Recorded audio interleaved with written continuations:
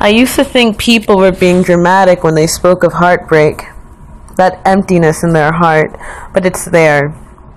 It's a sensation spreading right beneath the sternum, your muscles contracting, dropping into a widening abyss.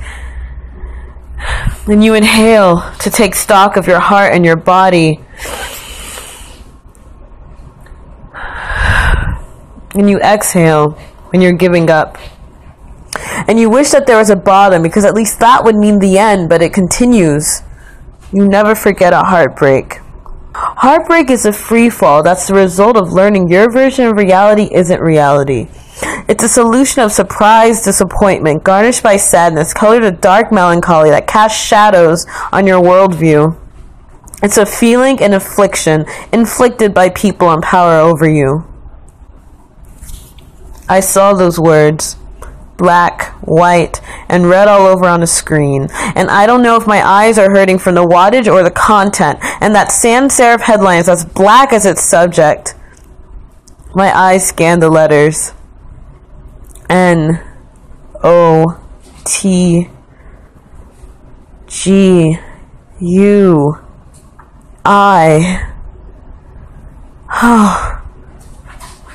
Free fall.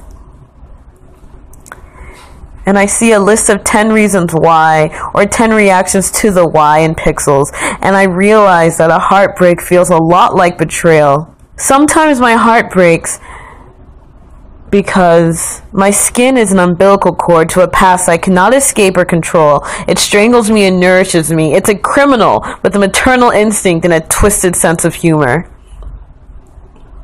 The past doesn't always make sense.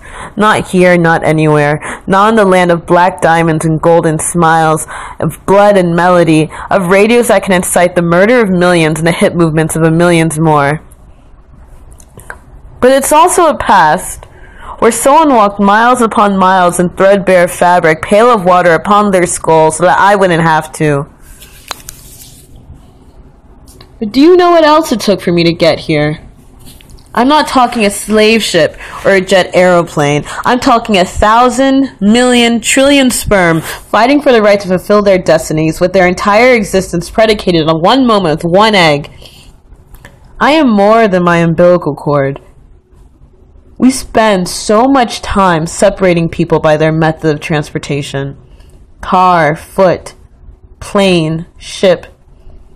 If your parents walked across the border for their livelihood, were brought here for someone else's livelihood, or came here for adventure. We care so much about the method of transportation that it distances us from the reality that we all come from the same statistical wonder. And that egg and that sperm is what it took for me to get here. I don't like math, but these are roots I understand. I'm here because that trillion sperm went all the way. It didn't wimp out. It didn't die. And I don't like math, but I'm proud to be the product of cell division and survivors. This is where I could say we've been given this gift of life, and we need to make something of it.